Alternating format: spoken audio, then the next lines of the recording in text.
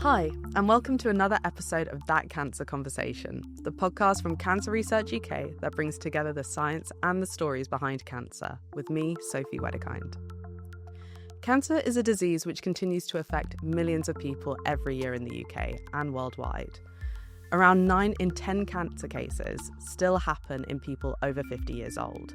However, we're seeing a global rise in the number of cancer cases in people aged 25 to 50, also known as early-onset cancer. In this episode, we're unpacking why this rise in early-onset cancer might be happening and what research can do to stop it. I'm joined by Dr Nisha Duggan, a former researcher and now science engagement manager at Cancer Research UK, to help answer and explain some of these big cancer questions. Nisha, welcome to the podcast and thank you for joining me. Thanks so much for having me, Sophie. It's a pleasure to be here. So I'm going to dive in with the biggest question of all, which is, what is cancer? Yeah.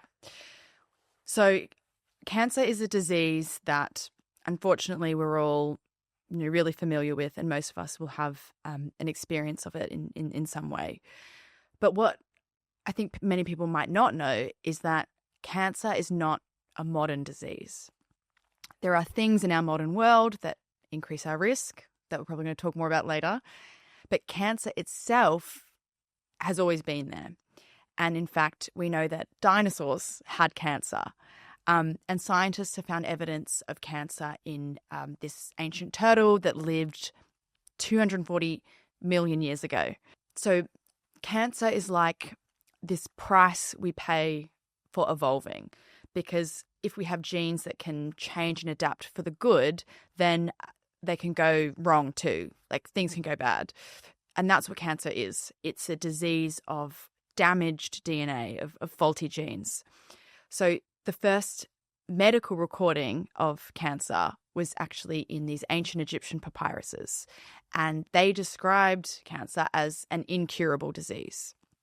And then even sort of as recently as in the 1800s, there were doctors who were describing cancer as incurable. But of course, now we know more. We know that that isn't always true. And we know a lot more about cancer than they did then. So we know that cancer starts in our cells. So our cells are the building blocks of life. We have trillions of cells in our bodies that have all these different functions. And most of our cells contain our DNA. Our DNA, it's our instruction manual for life, our biological instruction manual. And cancer happens when there are mistakes, DNA mutations in these instructions. And these mistakes can happen from normal cellular processes. They can happen when we're exposed to certain cancer-causing chemicals like tobacco and UV radiation. We can inherit some of these mistakes. And cancer happens when there's this buildup of these mistakes in our DNA, in our instruction manual, that then causes our cells to behave differently. They grow out of control. And that's what cancer is. I find it so fascinating that dinosaurs can have cancer, because I knew about the Egyptian fact, and I knew that there had been reportings of cancer in Egypt. Did they know that it was cancer that they were looking at? Did they label it, not maybe translation-wise, as cancer, but did they know that was what they were looking at? They knew that they were like, this growth of cells, these masses, these tumours. I'm not sure what, the exact translation was, like what they said it was, but they knew it was a problem, and they tried all these different things actually to treat it. So they used to try and burn tumours. They used to, castrate, all this kind of stuff that they used to do because they thought it was incurable, which is really interesting. Yeah. And also, I guess, like you said, because cancer it's a mutation in a cell. And I guess, dinosaurs also had cells. Yeah. So they were also likely to get cancer. Mm-hmm. But I didn't even think, dinosaurs could get cancer. How, what was it, in a bone that they would be able to look at that? Yeah, so I think it's that they can see evidence of a type of cancer. I think it's called osteosarcoma, but it's a type of bone cancer. So they can see evidence of that in fossils. And then I'm not an expert, but I know there's some way that they can work that out. Yeah. So it's a really ancient disease. Yeah. I guess. So, it's existed since maybe cells have existed. Yeah, since the start of complex life. So it's kind of got this, multi-billion year head start on us in a way, Yeah. Cancer isn't a new concept. It's been very old. Yeah. But we are still seeing rising cases. Yes. What's the reason behind that? Yeah. So, that's really like the $1 million question, isn't it? That's, and of course, it's not got one single answer. It's likely that there are lots of factors at play. So we know that certain lifestyle factors are definitely playing a part. So tobacco use, even though that's not actually increasing anymore, but things like changes in diet. So what we might call a more modern or westernized diet. So higher in red and processed meat, lower in fiber, potentially lower in calcium, and alcohol intake. These kinds of factors are definitely playing a part. There's also some evidence to suggest that changing sleep patterns are playing a role. So children are getting less sleep than they did a century ago. There's more shift work and things like that. So there are all these lifestyle factors that are definitely playing a part, but still we know that that's not the whole story. So there's something else at play, and that's what our scientists are trying to work out. Is there something in our diet? Is there something that we're exposed to in the environment that's causing this cancer, that's causing this increase that we see that we don't know about yet? And another interesting thing is that the development of cancer is actually not quite as simple as we once said. So if we go back to that analogy that we were using about the instruction manual and our DNA, so the traditional theory was that a carcinogen, some kind of chemical, was causing a DNA mutation, a mistake in that instruction manual, and then that was leading to the cells, the product, growing out of control, and that's the cancer. But what we know now is that in some cases, there's something else at play, and this is a promoter. So that means that perhaps there might be this buildup of mistakes in the instruction manual in our DNA, but actually the cells, the product, can still function fine. They're actually not cancer, even though they have these mistakes in the instruction manual in the DNA. And they don't actually become cancer until a promoter, something else comes along that then initiates this process. So it could be like, say there's the instruction, the mistakes in the instruction manual, but it doesn't become cancer until, say, like an angry supervisor comes in and it's yelling at the workers to, make the product faster and read the manual faster. And then that's what leads to this uncontrolled growth that is cancer. So scientists are not necessarily just looking for like a chemical or something in the environment that is causing cancer. They could be looking for that is causing the change in the DNA. They could be looking for something that is promoting the changes that it might already be there to become cancer. And that's something that's really interesting and I think, a big area at the moment. I think, as you were describing that, I'm kind of thinking, okay, there's like, you could have different stages of getting it to the final product. And like any one of those points could trigger this effect of cancer being formed. But it doesn't necessarily mean it will. And I guess that's the important thing about risk. Risk doesn't necessarily mean you will get cancer. It just means there is a likeliness that's increasing. Yes, exactly. Yeah. So, cancer is, like you said, super complex. How do you even start to kind of break down what, like, all these different factors of what could be causing this rise in cancer? Because I think we often forget there are like 200 different types of cancer, which all have different, I guess, promoters or different causes. And like maybe sleep affects one more than another. But what is it that's kind of leading to these sorts of things? Yeah, so it is, as you said, really complicated, and there's so many different factors at play. So one thing that scientists do maybe in the beginning is look at population studies. So they're looking at different populations of people around the world. What are they exposed to, and how does that link to their cancer outcomes? But then it's not just looking at these potential, differences in population that we need to know. We need to know that, but then we also need to know, okay, so there is this exposure, there is this potential chemical or something else that's caused that seems to lead to an increase in cancer in a certain population. But we need to then look at the biology of what's happening in the body. How is that thing then causing cancer? Because that's the way that we could then find ways to prevent or treat the cancer. So I guess scientists are looking at huge amounts of data.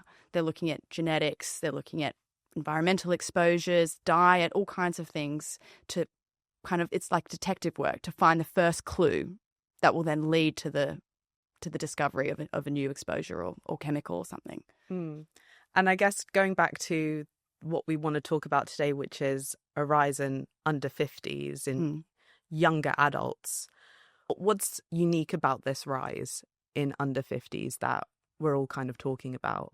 Yeah, I think it is really important to note here that cancer is actually not common in people under the age of 50. So Cancer Research UK estimates that around 9 in 10 cancer cases are diagnosed in people over the age of 50. So I think it's important to have that perspective. But the thing that's causing concern is that we're seeing, as we've said, we're seeing this increase in incidence, this in rate. Now, when we say incidence or rate, we mean the number of cases per 100,000 people. So that is taking into account the increasing population. So even taking that into account, cancer incidence, cancer rates are increasing in people under the age of 50. I think it's also important to note that this hasn't exactly come out of nowhere. So each generation, we've observed, scientists have observed that each generation has a higher risk of cancer developing under the age of 50 than the previous generation. So this is called the birth cohort effect. And it means that so someone who's born in 1960 has a higher risk of developing cancer at a younger age than someone who was born in 1950. And someone who's born in 1970 has a higher risk of developing cancer younger than someone born in 1960, and so on. And so we know that this effect has been, this birth cohort effect has been going on since about the 1950s. So there has been this increase, but there is evidence to say that the rate of increase has increased. So there are even more cases. It's a bit of a steeper increase in more recent times.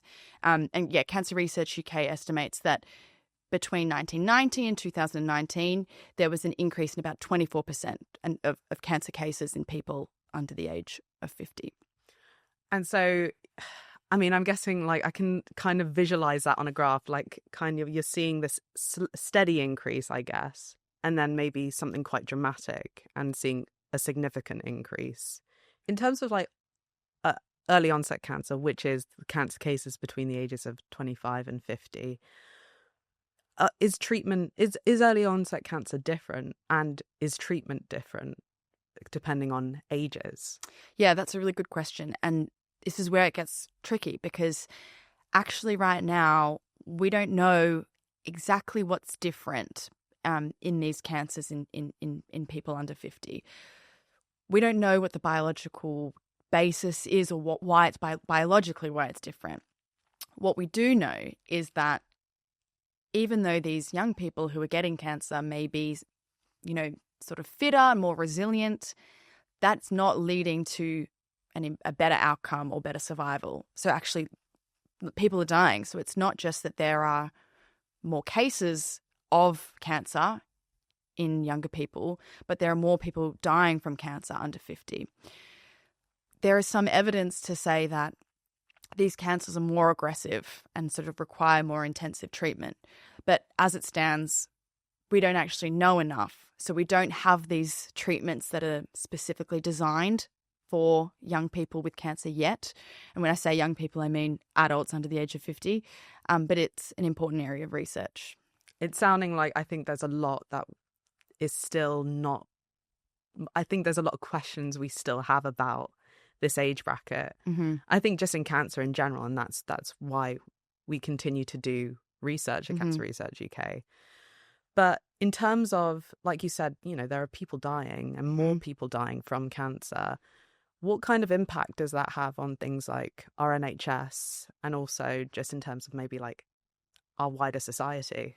Yeah, it's an important question. So obviously the personal impact on the people who are diagnosed and their families can't be understated. You know, the physical and emotional toll that takes is significant. And then for the people who are not diagnosed but, you know, are hearing about this and there's something to say about the way that this is reported in the media, I think it's instilling a lot of anxiety in young people.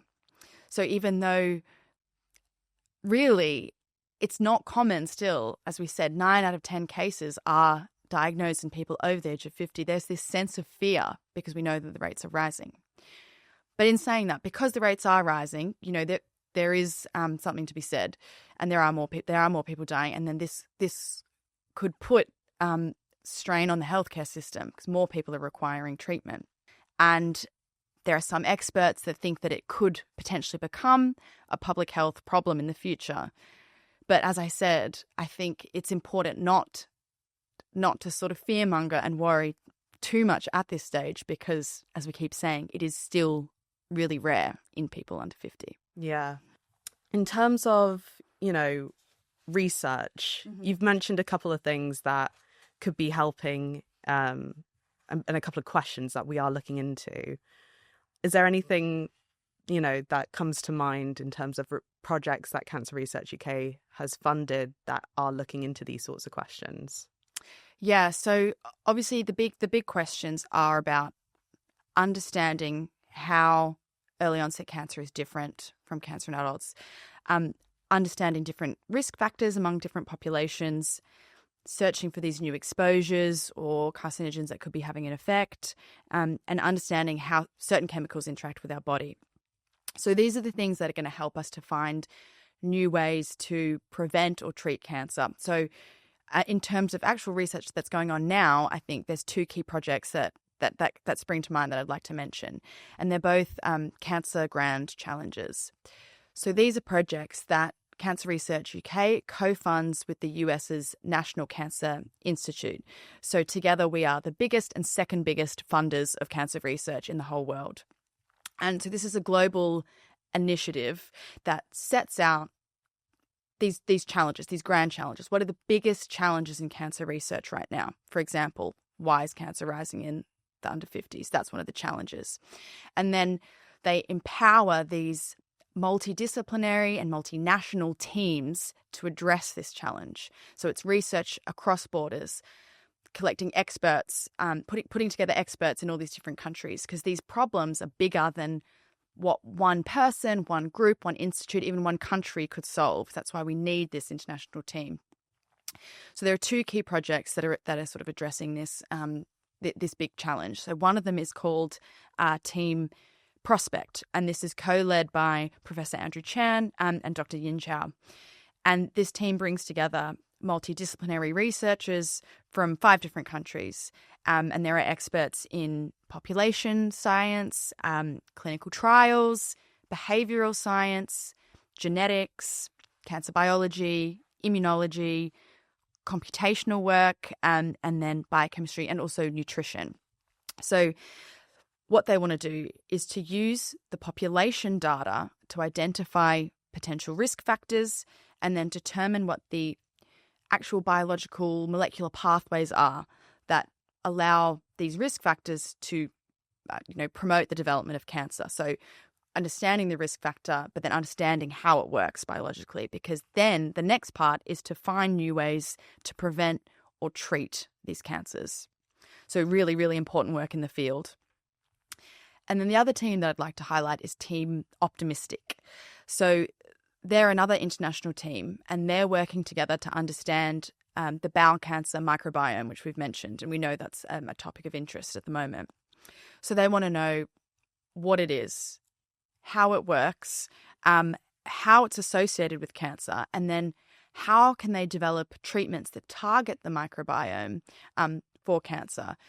They're also studying how the microbiome affects how treatments work, because we know that particularly for immunotherapy. So that's therapy treatment that empowers your immune system to find and destroy cancer.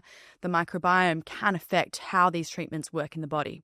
And there are other teams as well, other teams looking at the link between inflammation and cancer and all sorts of things. So it will be through, big research like this, research across borders, addressing these big questions, collaboration, multidisciplinary work, that we'll be able to develop a clearer picture of what's driving cancer in these younger generations and then what we can do about it. I do think also, I guess a lot of people will be listening and thinking, well, cancer cases, early onset cancer cases are still rising. Mm-hmm. Do we have to wait this long to kind of start preventing or start working on this problem? I guess, what would your kind of message be for people who are kind of worried of being the generation before we get all these research findings? Yeah, I think, as I said, it's natural to feel worried, especially because of the way this issue is reported on. I would say that, so number one, there is a lot of research that is going on, and there's been a lot of research going on for a little while. We're not starting from complete scratch. Also, progress can be faster than we expect sometimes. We have a lot of knowledge about cancer now, and there are new technologies coming out. Potentially, the power of AI could help us here. But if you are worried, the best things that you can do to reduce your risk of cancer are not smoke, not use tobacco, eat less red and processed meat, drink less, eat more fiber, have more calcium, maintain a healthy weight and be active. Those are the best things you can do, especially tobacco. Those are the best things that you can do to reduce your risk. So I'd say focus on that rather than worrying about the things that perhaps you can't control and that we don't know enough about yet. That would be my message. Amazing. Nisha, thank you so much for joining me on the podcast. Prospect is a Cancer Grand Challenges team. It brings together researchers from 5 different countries with all sorts of expertise, such as population sciences, behavioural science, genomics, cancer biology, immunology, computational biology, biochemistry and nutrition. Joining the conversation is team co-lead Professor Andrew Chan, a gastroenterologist at Massachusetts General Hospital and a professor at Harvard Medical School. Welcome to the podcast, Andrew, and thank you so much for joining me. Happy to be here. So just to start off, what is early onset cancer? What does that actually mean? So early onset cancer, I think, is a term that we're using to really try to capture the rising trends that we're seeing with younger people developing cancer. So I think in different studies and in different situations, people use the term differently. But I think for researchers in general, we phrase early onset cancer as being cancers that typically develop in people that are younger than 50 years old. And we're seeing a rise in the number of people who are under 50 getting cancer. Do we have an inkling of what might be causing this, or is this still quite a mystery to us? We're making headway, but it's still very much an open question. I think that what we're seeing is that cancer is becoming more and more a disease of younger people. I think traditionally we had thought about cancer as being a disease of older adults. And I think in general, when people think cancer, they think about older people. But I think over the last couple of decades in the US and now in the UK and in many different countries, we are seeing this rising trend in which younger people are developing a disease which we thought really was restricted to older people. And so that's been really troubling. And I think it's created a lot of interest in trying to understand why we're seeing this trend, because it is so troubling. And I would say we're making headway, but I think we still have work to do. I think we've been able to identify specific risk factors that seem to be related to cancer when you're older, that also seem to be operating when you're younger, and also maybe functioning at a time when someone's younger, which is why they incur that risk at a younger age. But I think there is still quite a lot we don't know, and there probably are some other risk factors that are still yet to be uncovered. Are they primarily environmental risk factors, or is there also some genetic risk factors that might be leading to this? I don't think we think it's genetic, because I think that genetics, are clearly a risk factor for cancer. We know that people that have a family history of cancer have a higher risk of themselves developing cancer. We've made a lot of inroads in terms of understanding what are genetic risk factors for cancer, and that's been one of the triumphs of cancer research. But for the most part, we don't think our genes have been changing over time. We don't think that more and more people have a genetic risk factor that's explaining this rise, because, our genetics have been relatively stable, over the last several decades. So it must be something environmental. And I think we have to think about environment as being kind of a broad category of different exposures. Some of them could be what we think of as being lifestyle related, things that we're doing in our everyday life, things that we're eating in our diet, our activities of daily living. Something in that will be potentially related to risk of cancer. But then we can also think about environment as being more of our kind of external environment with respect to what we're exposed to in terms of pollutants or water or things that we're seeing in the outside world. So I think we're kind of now thinking about environment as being kind of this concept of the exposome, kind of everything that we're exposed to, and how that relates to our genes, and maybe that interaction of the exposome and the environment and our genes may be what's sort of predisposing to cancer. Are we seeing only certain cancers rise in under 50s, or is it quite broad? We are seeing that there are specific cancers that are particularly troubling.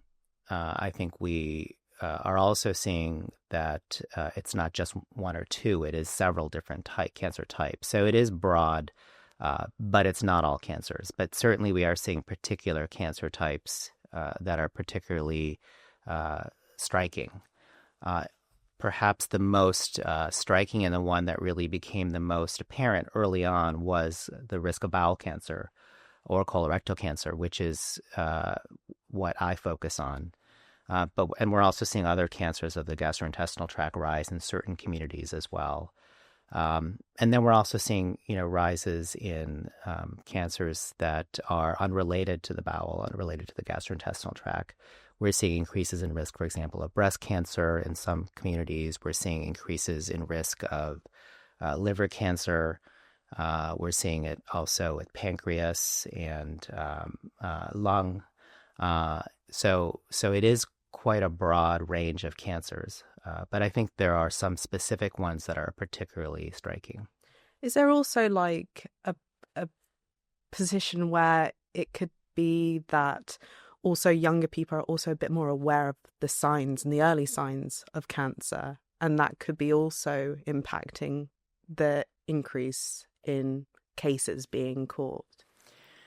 Yeah, that's an interesting point. I mean, I think that there is gradually becoming more awareness of cancer in younger people, and I think that actually is a good thing. I think we're seeing more and more people attend to their symptoms and really try to be proactive in terms of trying to understand whether some of their symptoms are serious or not. But I think it's more than that. I think it's not. We're not seeing a rise because people are being diagnosed simply because we're seeing doctors. We're also seeing a rise just in the number of cases too, and I think that's evident because not only are we seeing a rise in just the number of cancer cases, but we're also seeing a rise in the number of cancer deaths.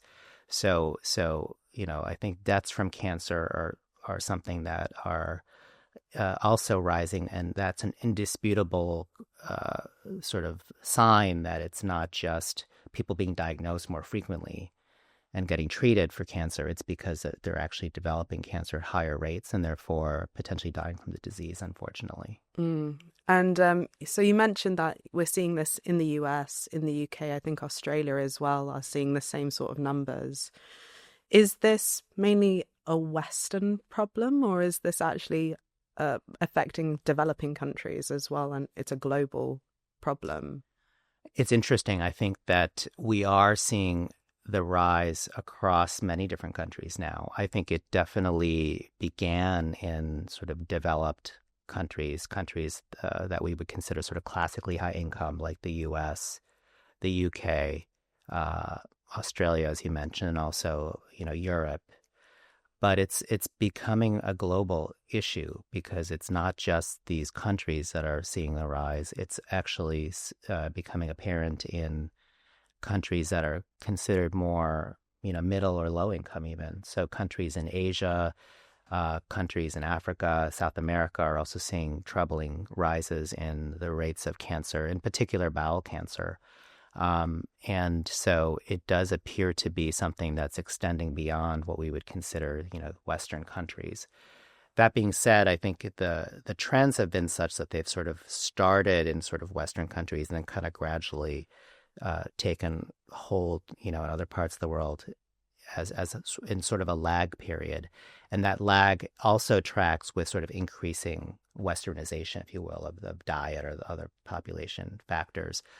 So there still probably is some linkage with kind of what we consider to be a Western pattern of lifestyle, but it is something that is, also being noticed in parts of the world where it's not quite so clear it's just, a Westernization of their lifestyle. There might be some other factors as well. And you are co-lead for Team Prospect, which is a Cancer Grand Challenges team, and that, collaborates with multiple different countries and nations. How are you, as a team, tackling this problem of early onset cancer? And I'm guessing specifically bowel cancer you're looking at. Yeah, so we were fortunate to receive a Cancer Grand Challenges award. So as you may know, Cancer Grand Challenges is really an initiative to kind of have people across the world come together to address the most pressing challenges in cancer. And so it was clear that one of the main challenges that we're facing in cancer is, this rising trend of early onset cases and sort of what is underlying this trend. And so it was sort of the perfect challenge to bring forth to the cancer research community because it has been a really important and critical question, and a question which I think requires, a real focused global effort to address, because number one, it is seen across the world now. So we do want to have people come together from different parts of the world so that we can leverage that local expertise that people are developing in their own countries as to what's happening on the ground. So that kind of global perspective is really important. So Cancer Grand Challenges has really facilitated that global community to come together. And the second is that we really needed to have people that came from this, from different perspectives and different levels of expertise. I am a physician and gastroenterology, so I see these patients and I see, them come to our clinics, and I understand the clinical problem. And I've also been trained as an epidemiologist, so I understand this from an epidemiological standpoint. In other words, I kind of have been focused on understanding epidemiology of this disease and sort of how we can sort of understand what the risk factors are using epidemiological methods. But we want to also bring in people from other domains that have expertise in other areas to help with this question. And so we've brought in, for example, computational biologists that are experts at really looking at large data sets and large-scale molecular data to really sift through that, understand if there are clues to what's going on there. We're also lucky to bring in people that are experts in chemical biology to understand what is the chemistry of what's going on. Are there sort of chemical mediators, for example, of early onset disease that we can use to help us understand what's causing the problem and also how we can reverse it? We've brought in people that are experts in what we call the exposome and profiling, for example, blood proteins to understand, again, what are potential risk factors, because sometimes the clues for what people are exposed to lie in our blood, and trying to understand, for example, are certain exposures linking up to certain proteins we can detect in the blood. And we've brought in experts in nutrition because it's clear that diet and nutrition seems to be important. And that perspective is really critical in terms of evaluating risk factors and understanding the data. And then we've also brought together people that are experts in doing clinical trials. I think we also feel that there is such an urgent and pressing need to address this problem that we need to be able to also start to think about methods and opportunities for prevention as much as we can, so we can sort of, again, curb sort of that rising trend of cases. So having all those domains of expertise really add to this, because we want to have an approach that really allows us to think outside the box, to think in new ways and creative ways, because it's a troubling trend, and one where the answers haven't been easy. And I think we need to have different perspectives and different expertise come together so we can complement each other and really get at answers within a very short amount of time. Yeah, because you're not only trying to identify those risk factors, you're also trying to reverse the trend, which is in itself, another challenge. Yes. So, and also looking at these risk factors, how do you go about trying to separate them from one another and their impact on each other? Because I imagine diet can be one thing, but then also maybe sleep impacts something else. And it could be an accumulation of all these different things, which could lead to that increased risk in cancer and a cancer diagnosis. Yeah, I think that's exactly right. I think we know there are risk factors that we've been able to identify, and we can discuss what some of those may be. But I think what we've also come to understand is that it's probably not a single risk factor. It's not as if there's a smoking gun where all of the sort of early onset cancers we're seeing are due to one factor. If it were that easy, it would be nice, because then we could just focus on that one factor. I think it appears to be probably an accumulation of multiple risk factors in a susceptible person, and probably multiple risk factors operating at different phases of one's life course. For example, when someone's, in childhood or adolescence or young adulthood, that sort of constellation of risk factors kind of come together and probably over time lead to enough, biological changes and biological insults, if you will, to someone's physiology that leads them to, unfortunately, develop cancer. So it's not a single thing. It's not a single problem. It's probably multiple factors coming together at once.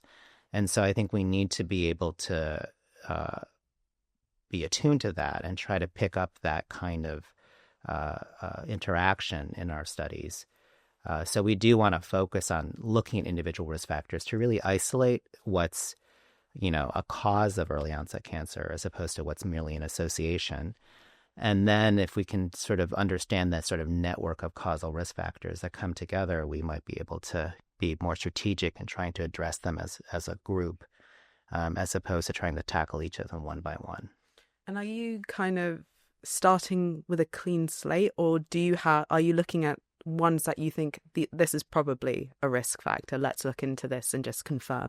I think a combination. I think, prior to us starting this Grand Challenges effort, we had, as part of our research teams, already been working on specific risk factors that we think are important. So, for example, one of the risk factors that appears to be really important is also the association and the quite compelling linkage between overweight and obesity and risk of bowel cancer. That's been identified in populations for many, many decades, and also been clearly identified as a risk factor for bowel cancer more broadly.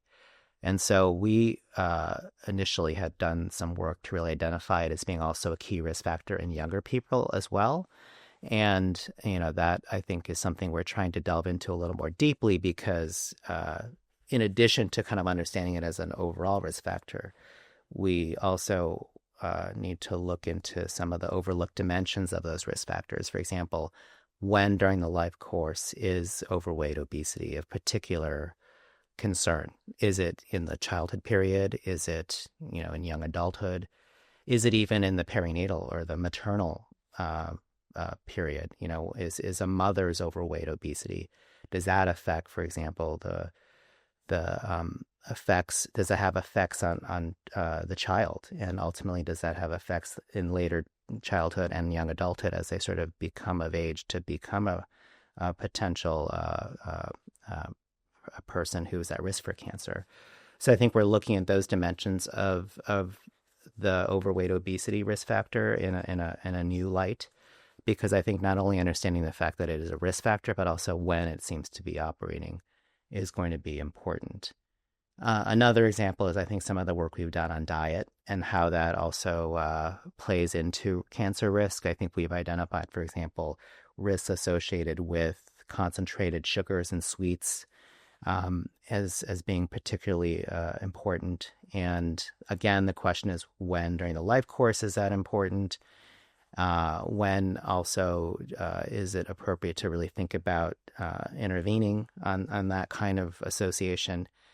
And as we sort of mentioned before, how does that interact with some of the other risk factors we've discussed? Like, is there a particular challenge of these dietary factors that they associate with obesity or overweight, or is it the combination of the two that potentially are an issue? So I think the interaction, again, between diet and sort of overweight is something that we're trying to understand a little more, which I think will be part of, one of the focus areas of our Grand Challenge team. And diet is a really hot topic as well. I think a lot of people find it's sort of the most controllable aspect of their lifestyle. So, I imagine, how do you feel when you see headlines about don't eat this will cause you cancer, eat this instead, and knowing the complexity behind it all? Yeah, I mean, diet is something we really know is important. I think we've had many different studies that have come out in the last few years that have shown the importance of diet in terms of cancer risk, in particular cancers like bowel cancer, that diet does seem to be an important factor.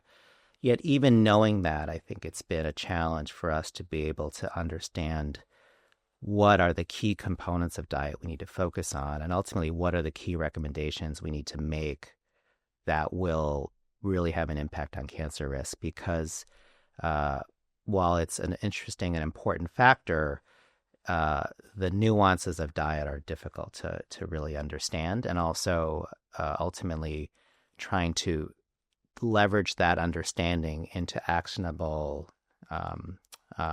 recommendations is not always easy. So I think our understanding of diet and cancer risk has been also evolving. I think there had been, for example, a lot of focus in the past on diet as it related to specific nutrients. Like, is there a specific association between calcium intake or folate intake or multivitamins and cancer risk? That's gradually shifted into more of an understanding of, like, are there specific foods that are important for cancer?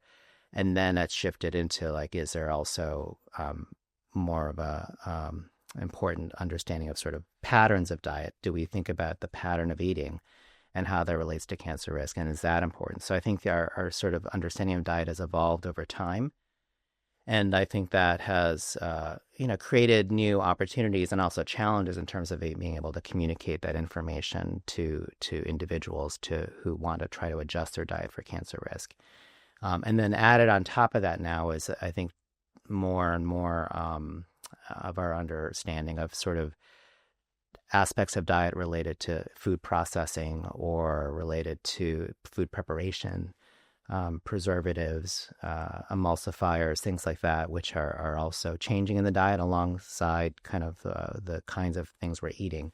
How do we layer that understanding onto dietary recommendations? So it has become a clearly important area, but also it's become more complex, and that complexity has added to the challenge of trying to identify risk factors and try to communicate them back to people.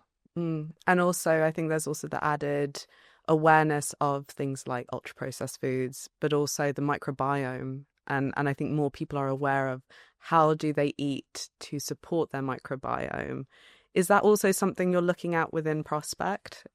Yeah, I think that, I think there are two sort of parallel streams of scientific advances that have come together to really highlight the importance of the microbiome and cancer risk. I think on the one hand, we know that the microbiome is an important role in our overall health. It's become very clearly important in sort of various aspects of chronic disease, and sort of understanding what is a healthy microbiome for not only cancer, but heart disease, diabetes, obesity, et cetera. That's really been important. And within that sort of research, we've also come to understand that one of the most important modifiable risk factors for the microbiome, one of the most important determinants of the microbiome, is diet. So then in parallel, you have this other stream of research which has shown that diet's important in cancer. And so I think the convergence of that has suggested that not only is diet important in the microbiome, and not only is it important in cancer, but potentially those two things are linked, and that maybe the reason why diet is important in cancer is because it's mediated by some of these changes in the microbiome. So that's one of the central hypotheses we're trying to address in Prospect is, are there clear microbiome risk factors for early onset cancer, bowel cancer, and also are those dietary in nature? Can we use diet as a way to modify our microbiome in a way that allows us to reduce our cancer risk at a younger age? And so I think those are really important hypotheses to address, because not only do we want to understand, what are risk factors, but also how are they sort of operating in a given individual, because it creates, a better mechanistic understanding of what the cancer is doing and how the cancer is developing, but also additional opportunities for intervention. Mm. And now you're 1 year into Prospect. What are some of the things that are coming down the line that you're looking forward to in the future? Yeah, so as I mentioned, we're clearly gaining additional interest and additional understanding of some of these risk factors that have been previously identified. So really understanding more and more about the role of overweight, obesity, and diet in early onset cancer has been one of the major focus areas, and one that I think we're going to make some significant headway on in the coming years. I think that we are understanding more and more, as I said, about the linkage between those risk factors and microbiome changes. And our hope is that it gives us plausible mechanistic, understanding of what's happening. But also, again, it provides opportunities for intervention, because I think we can not only think about diet as a means of reducing cancer risk, but also we could use diet to really, and microbiome, our understanding of the microbiome linkages, as a way for us to potentially identify dietary changes that we can do and recommend to people that we think will adjust their microbiome in a way that's healthier. And so we kind of have this as a specific tool to help us get to, a situation where we're appreciably changing someone's cancer risk. We're making some also additional, inroads and trying to understand the association, for example, of other risk factors like alcohol and cancer risk. I think we know that alcohol is a risk factor for many types of cancer, including bowel cancer. But again, we want to know why and how, and is it potentially a particular issue in younger people. So I think we'll make some additional, inroads into our understanding of alcohol. And then finally, I think we're trying to be, again, very thoughtful yet proactive in trying to identify means of reversing some of these risk factors. So doing some early intervention studies on diet, trying to understand, can we also reverse overweight, obesity as a way to reduce cancer risk? So those are some of the initial things we're working on.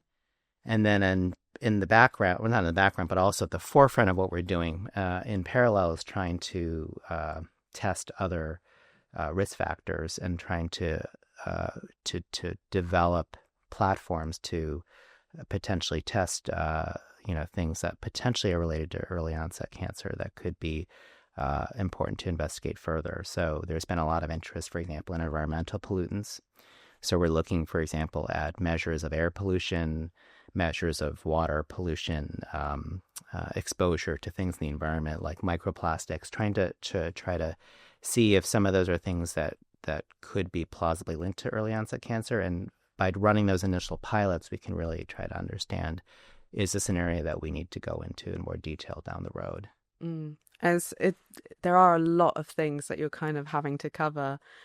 And something I just kind of thought of really is, I imagine other people on the end who are listening to this might be kind of almost feeling a bit scared of like, am I eating the wrong thing? Am I drinking microplastics? You know, how can I try and avoid all of this?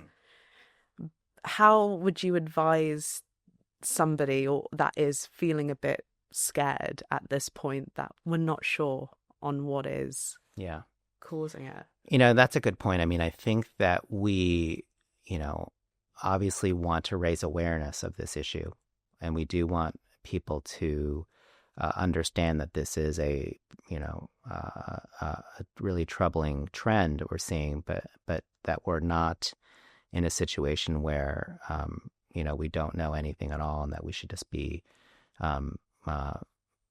scared and lose hope, because I think we've made significant inroads in our understanding of cancer risk over the years. We've made significant progress in preventive interventions. So I think there is a lot to celebrate in terms of what we can do individually to be proactive to reduce our cancer risk. In bowel cancer in particular, for example, we've made a lot of inroads in understanding the symptoms that are related to early onset cancer and who should potentially be, investigated further for those symptoms.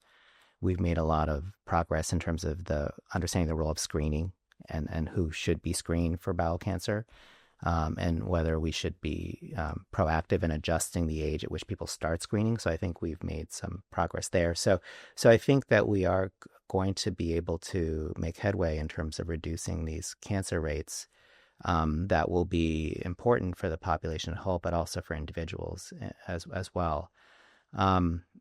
But I think the additional work that our team will come up with, and I think the additional work that the scientific community will come up with over the next decade or so will hopefully start to yield fruit and help us to understand more about this problem, so that people don't have to feel hopeless and people can really start to do real things to kind of help maintain and keep themselves healthy.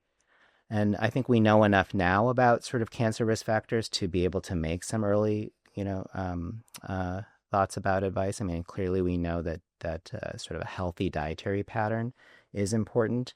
Whether we can be a little bit more specific about diet in the future will be important. But I think in general, we understand that some of the sort of things we think about healthy diet for other health problems like heart disease or diabetes or overweight, those seem to also be important for cancer risk. So trying to think about what we're eating on a regular basis is going to, I think, be valuable, even with our current state of knowledge. I think also we're saying that limiting alcohol intake is important to do. So that's not just for, again, cancer, but I think for other problems as well. So doing that, I think, will have an appreciable benefit for individual risk. And then I think, we'll hopefully, again, make progress on understanding of other environmental factors.